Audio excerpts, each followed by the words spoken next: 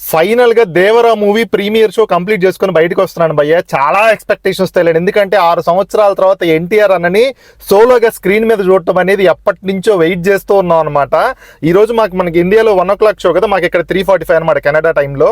మాకు ఒక 15 minutes late అయింది, ఎందుకంటే స్టార్టింగ్ లో ఏదో సౌండ్ ఇష్యూ వచ్చి 15 minutes మూవీ అయిపోయిన తర్వాత మళ్ళీ ఫస్ట్ నుంచి చేశాడు అనమాట. మన వాళ్ళు నెత్తి నేలకేసి కొడతాం, మళ్ళీ ఫస్ట్ నుంచి అయిపోతుందని చెప్పి సో ఫస్ట్ నుంచి చేశాడు. స్టార్టింగ్ లో మనకి ట్రైలర్లు టీజర్స్ వచ్చినప్పుడు పెద్దగా ఎక్కలేదన్నమాట, అంత ఇంపాక్ట్ఫుల్ గా అనిపించలేదు. బాగున్నాయి, బాలేదా అంటే బాలేదని కాదు, బాగున్నాయి, బట్ ఎందుకు అంత ఎక్స్ట్రాడినరీగా అనిపించలేదు అనమాట. మూవీ ఎలా ఉందనేది ఇప్పుడు మనం చూద్దాం. సో ఫైనల్ గా మూవీ ఎలా ఉందంటే అందరూ అనుకున్నట్టే RRR మూవీలో ఎన్టీఆర్ అనే హీరో. సినిమా అయితే నాకు రామ్ అనిపించింది, ఎందుకంటే సినిమా అంటే మరీ బాలేదంటే వరస్ట్గా అయితే లేదు భయ్. ఎందుకంటే ఆచార్య మూవీ అంత వరస్ట్ అయితే కాదు, అది మాత్రం నెంబర్ 1 థింగ్. ఎందుకు చెప్తున్నానంటే అది మనం అసలుకి చూడలేము అన్నట్టు, కూర్చోలేమన్నమాట సినిమా ముందు. సో అట్లా లేదు, అంత రాడ్ అయితే కాదు.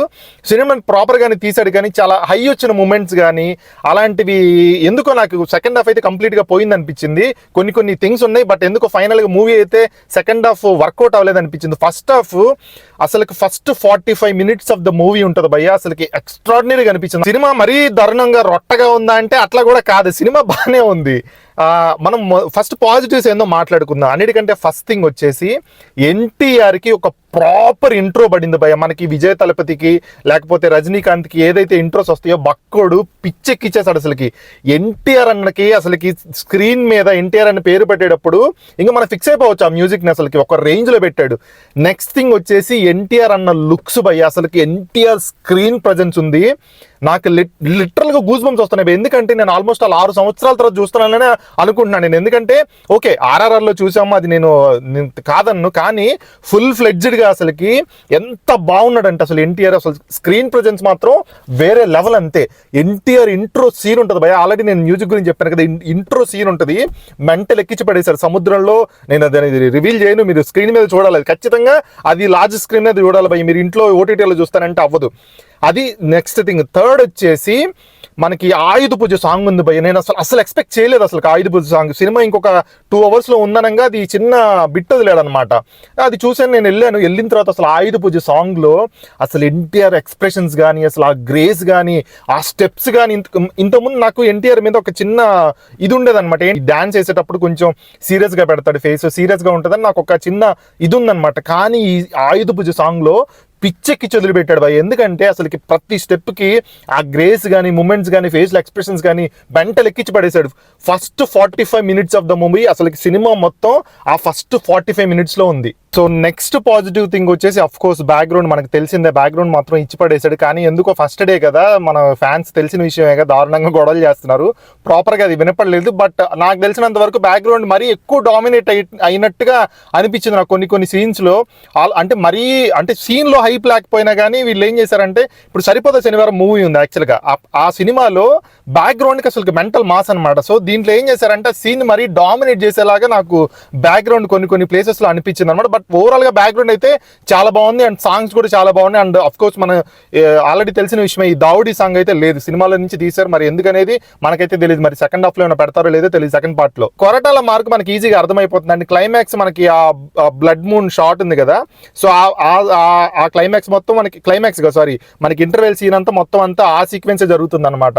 సో అది ఓకే, నాకు అది ఎందుకో మనకి నా రెగ్యులర్ గా వచ్చే కమర్షియల్ ఫైటింగ్ ఫార్ములా ఉంటది కదా, దాన్నే కొంచెం అప్గ్రేడ్ చేసి విజువల్స్ బాగా పెట్టి, లేకపోతే మనకి కెమెరా యాంగిల్స్ కావచ్చు, లేకపోతే లైటింగ్ ఎంత సూపర్ గా అనిపించింది అనమాట. సేమ్ అదే రొటీన్ రొట్ట ఫైట్స్ ని కొంచెం ఎలివేట్ చేసి ప్రజెంట్ ట్రెండ్ కి తగ్గట్టు మార్చినట్టుగా అనిపించింది. సేమ్ 1 versus 100 నాకైతే బోర్ కట్టింది భయ, ఆ ఫైట్ నాకు అంతగా ఎక్కలేదన్నమాట. ఓవరాల్ గా ఫస్ట్ హాఫ్ అయితే బాగుంది భయ, ఒక 45 to 50 minutes చాలా బాగా తీసుకెళ్లాడు. బట్ ఎండింగ్ చెప్పాను కదా, ఈ ఇంటర్వెల్ సీక్వెన్స్, ఆ ఫైట్ సీక్వెన్స్ అది నాకు పెద్దగా ఎక్కకపోయేసరికి నేను కొంచెం డిసప్పాయింటింగ్ గానే బయటకు వచ్చాను. But most of the people అయితే నాకు తెలిసి ఫస్ట్ హాఫ్ మంచి హైతోనే బయటకు వస్తారని అనుకుంటున్నాను.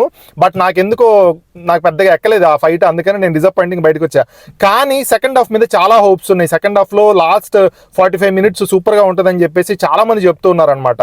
సో అలానే వచ్చాను. సెకండ్ హాఫ్ స్టార్ట్ అయిన తర్వాత ఒక 20 నిమిషాలు అసలుకి హెడ్ఏక్ వచ్చేసింది నాకైతే. అంటే ఎన్టీఆర్ సెకండ్ క్యారెక్టర్ని రివీల్ చేస్తారనమాట.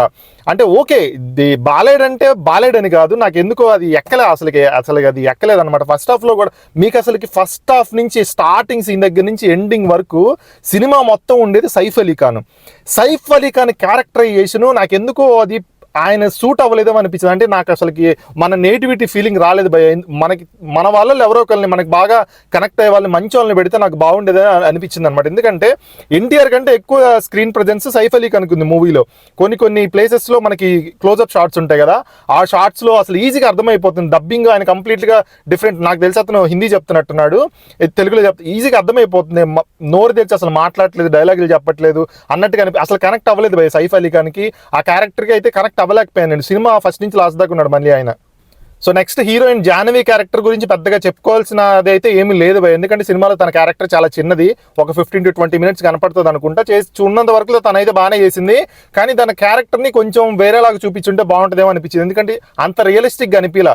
ఎందుకంటే మనకి సముద్రం దగ్గర చేపలు పట్టుకునే వాళ్ళ స్కిన్ టోన్ చాలా డిఫరెంట్గా ఉండదు. ఓకే, లాజిక్స్ గురించి వస్తే చాలా ఉంటాయి అనుకోండి. కొన్ని సీన్స్ ఉంటాయి భయ.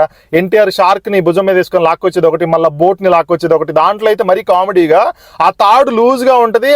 అంటే కనెక్ట్ అవ్వలేకపోతాం. అంత పెద్ద సీన్ ని అంత పెద్ద బీజియంతో ఎలివేట్ చేసి ఇక్కడ తాడు అసలుకి లూజ్ గా వేలాడుతూ ఉంటే మనకి అసలుకి లాజిక్ పోతుంది. బట్ ఇంక ఓకే, అట్లాంటివన్నీ కామన్. ఇంకా దాని గురించి మాట్లాడుకుంటే మనం ఏం చేయలేం. అందుకే నేను లాజిక్స్ గురించి ఎత్తట్లేదు.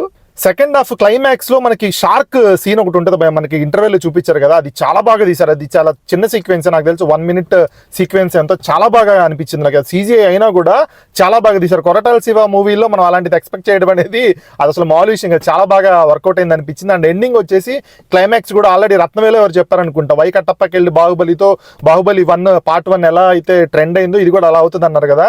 చెప్పాలంటే సేమ్ అలాంటిదే ఒకటి వచ్చింది భయ. నాకైతే పెద్దగా ఏం అనిపించలేదు.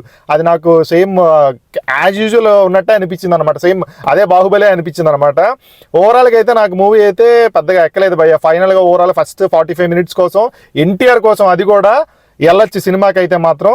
సో అది నాకు అనిపించిన నా పర్సనల్ ఒపీనియన్. ఇప్పుడు కొంతమంది ఫ్యాన్స్ వచ్చి ఏమంటారంటే ఇది యాంటీ ఫెన్ రా, కావాలని సినిమాకి కలెక్షన్స్ ఆల్రెడీ నాకు తెలిసి 60-70% వచ్చేసినాయి భయ్య.